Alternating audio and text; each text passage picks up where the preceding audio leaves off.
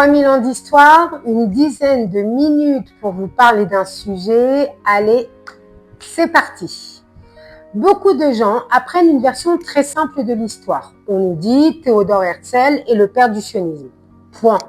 Mais en réalité, cette phrase est à la fois vraie et profondément incomplète. Car le sionisme n'est pas né un jour précis dans le bureau parisien d'un journaliste viennois. Il est le résultat d'un long cheminement historique composé de mémoires, d'idées, de personnages et d'événements que l'on connaît souvent très peu. Alors, comment une aspiration présente depuis des siècles dans la mémoire juive est-elle devenue à la fin du XIXe siècle un mouvement politique moderne? Pour le comprendre, il faut remonter bien avant Herzl. Depuis l'Antiquité, la terre d'Israël occupe une place centrale dans l'histoire et la mémoire collective juive. Après les différentes dispersions du peuple juif, des communautés continuent d'exister dans de nombreuses régions du monde. Mais malgré la distance, le lien avec Jérusalem et la terre d'Israël reste présent. On le retrouve dans les prières, dans les fêtes, dans les textes religieux, mais aussi dans des gestes très concrets. Pendant des siècles, les Juifs continuent de venir vivre en terre d'Israël. À Jérusalem, Safed, Tibériade ou Hebron, des communautés juives s'organisent sous différents empires. Ce que l'on appelle plus tard le Ishuv Hayashan, le vieux Ishuv, désigne ces populations juives présentes en terre d'Israël avant l'apparition du sionisme politique moderne. Ces communautés sont principalement religieuses et leur objectif n'est pas de créer un État ou un mouvement national au sens strict du terme. Mais leur existence est essentielle pour comprendre une chose. Le lien entre le peuple juif et cette terre ne commence pas au XIXe siècle.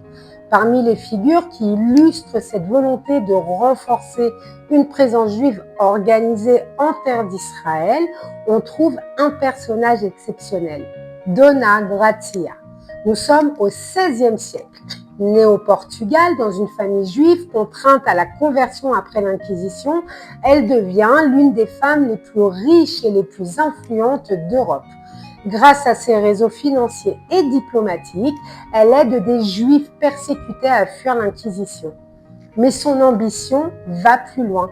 Elle cherche à créer un centre autonome juif autour de Tibériade, alors sous domination ottomane. Son projet n'aboutira pas complètement, mais il montre une réalité historique importante. Bien avant le sionisme moderne, certains juifs imaginent déjà une présence juive organisée en terre d'Israël. Bien sûr, Dona Gracia n'est pas une sioniste au sens moderne du terme. Le mot n'existe même pas encore. Mais son histoire rappelle que le lien entre les juifs et cette terre ne naît pas soudainement avec Herzl. Le XIXe siècle va cependant transformer profondément la manière dont les peuples pensent leur avenir. L'Europe entre dans l'âge des nationalismes. Des mouvements apparaissent partout sur le continent avec une idée nouvelle. Un peuple partageant une histoire, une culture ou une identité commune peut-il construire son propre avenir politique? En Italie, le Risorgimento rassemble un mouvement qui cherche à unifier les États italiens. Des figures comme Giuseppe Mazzini ou Giuseppe Garibaldi deviennent des symboles de cette lutte nationale qui aboutira à l'unification de l'Italie en 1861. En Allemagne, le mouvement national allemand qui se réunit autour d'une idée politique sous la direction de la Prusse et de son chancelier Otto von Bismarck, l'Empire allemand est proclamé en 1871. En Grèce, le mouvement d'indépendance contre l'Empire ottoman conduit à la naissance d'un État grec moderne au XIXe siècle. Partout en Europe, une question devient centrale. Qu'est-ce qu'un peuple? Et surtout, un peuple dispersé peut-il avoir une renaissance nationale? Cette question va progressivement toucher les Juifs d'Europe. Mais cette période est également marquée par une autre réalité, la montée de l'antisémitisme moderne. Pendant des siècles, les Juifs européens ont connu des discriminations religieuses. Mais au XIXe siècle apparaît une nouvelle forme d'antisémitisme qui présente les Juifs comme un groupe étranger impossible à intégrer totalement. Dans l'Empire russe, cette situation devient particulièrement violente. En 1881, l'assassinat de Alexandre II mènent à des violences anti-juives dans tout l'Empire. Ces pogroms, connus dans la presse juive de l'époque sous le nom de tempête du Negev, provoquent un traumatisme profond. Des communautés entières cherchent alors une nouvelle voie. Certains choisissent l'émigration vers l'Amérique. D'autres commencent à envisager une idée différente. Et si l'avenir des Juifs devait se construire ailleurs, dans un lieu où ils pourraient développer leur propre société? Mais avant Herzl, d'autres personnes commencent déjà à formuler cette idée. En 1862, Moses Hess publie Rome et Jérusalem. Ancien proche de Karl Marx, il développe une réflexion nouvelle pour son époque. Les Juifs ne sont pas seulement une communauté religieuse dispersée. Ils constituent également un peuple avec une histoire et une identité commune. Quelques années plus tard, en 1882, Léon Pinsker publie Auto-émancipation. Son idée centrale est que les Juifs ne peuvent pas attendre uniquement que les autres nations résolvent leurs problèmes. Ils doivent prendre leur destin en main. Il écrit notamment que les Juifs sont perçus comme un peuple parmi les peuples, mais sans véritable foyer national. Au même moment, apparaissent les premiers mouvements organisés comme Chivat Zion, les Amants de Sion.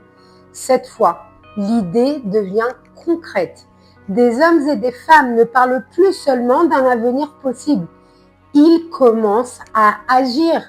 Des groupes quittent l'Europe et arrivent en terre d'Israël pour créer des implantations agricoles.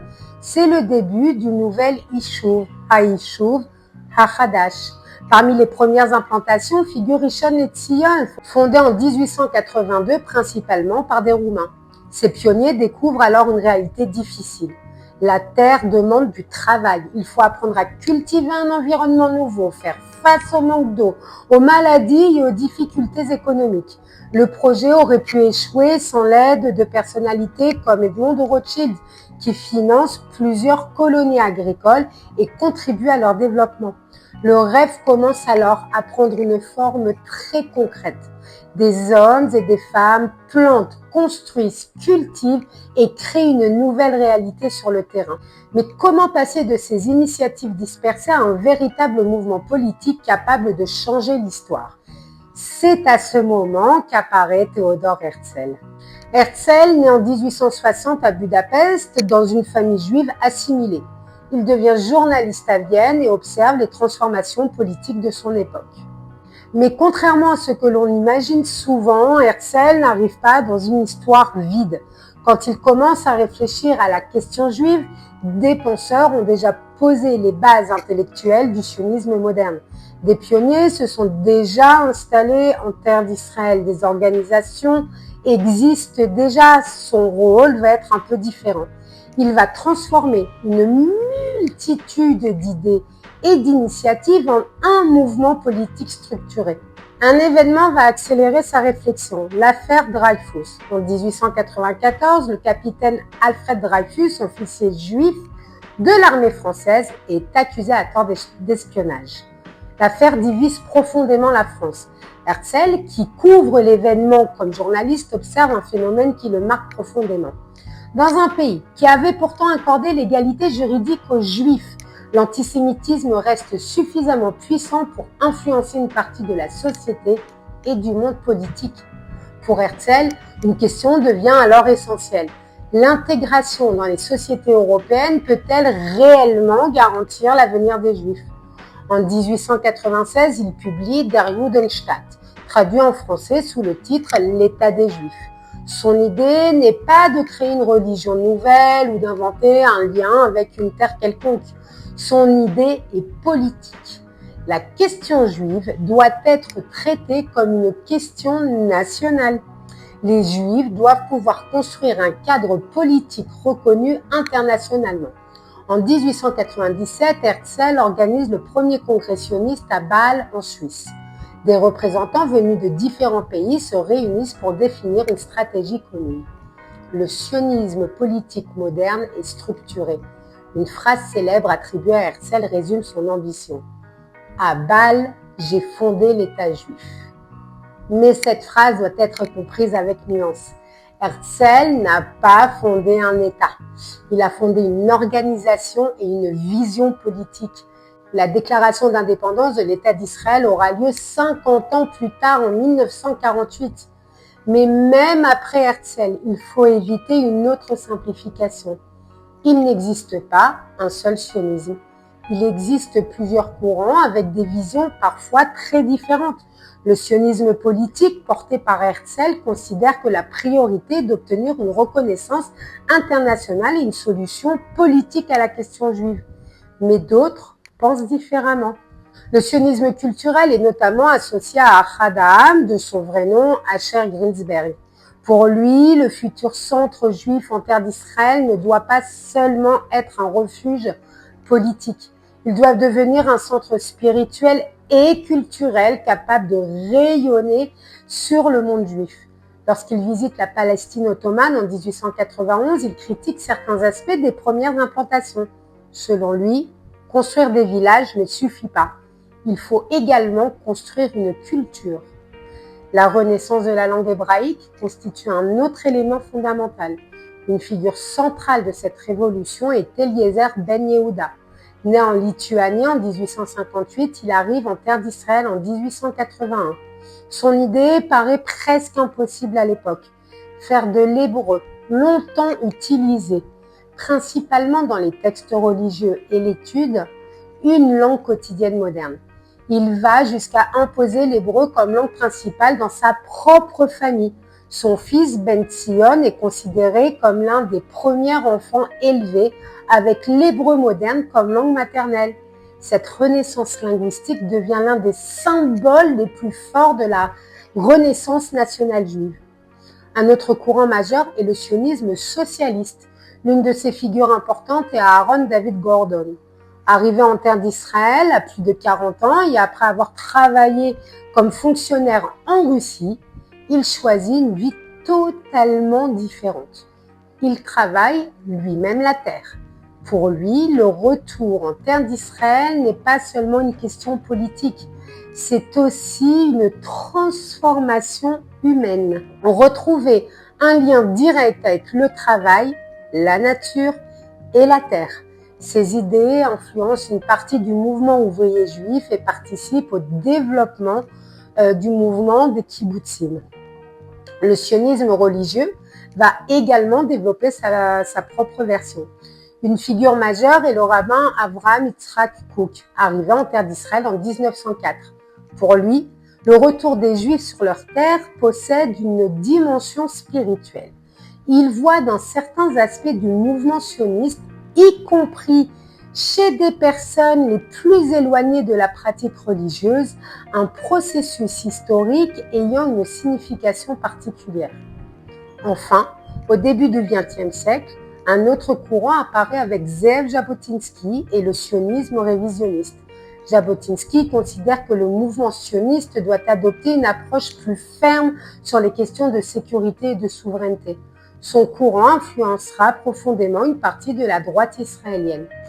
Tous ces courants montrent une réalité essentielle. Le sionisme n'a jamais été une idée unique. Dès son origine, il est traversé par des débats. Faut-il avant tout construire un État, une culture, une société nouvelle, un projet spirituel, une identité nationale? Après la mort de Herzl, en 1904, le mouvement continue de se développer. Les vagues d'immigration se poursuivent, des villes et des institutions apparaissent. L'hébreu devient une langue vivante. Des générations de pionniers construisent une nouvelle société. Le 14 mai 1948, la déclaration d'indépendance de l'État d'Israël est proclamée. Mais une question nouvelle apparaît. Maintenant qu'un État existe, le sionisme a-t-il encore une raison d'être? Pour certains, le sionisme a accompli sa mission historique principale, permettre la renaissance nationale du peuple juif. Pour d'autres, il reste un projet vivant qui concerne encore aujourd'hui l'identité, la société et l'avenir d'Israël. Certains considèrent également que l'histoire du sionisme doit être analysée à travers ses conséquences, notamment concernant les Palestiniens et le conflit qui perdure dans la région. Ce qui est certain, c'est que le sionisme reste l'une des idées les plus importantes et les plus débattues du monde contemporain. Alors revenons à notre question de départ. Theodor Herzl est-il vraiment le père du sionisme? La réponse est oui, mais avec une nuance essentielle. Il n'a pas créé une idée sortie de nulle part. Il a transformé une aspiration ancienne portée par des générations en un mouvement politique organisé. Mais l'histoire du sionisme ne commence pas avec Herzl et elle ne s'arrête pas avec lui non plus. Aujourd'hui, en 2026, que signifie encore être sioniste? Est-ce défendre un projet politique, une identité nationale, une mémoire historique ou quelque chose d'encore différent? C'est à vous de me le dire dans les commentaires. Pour découvrir encore plus de récits, abonnez-vous. En attendant, je vous dis à la semaine prochaine pour 3000 ans d'histoire en une dizaine de minutes. À bientôt!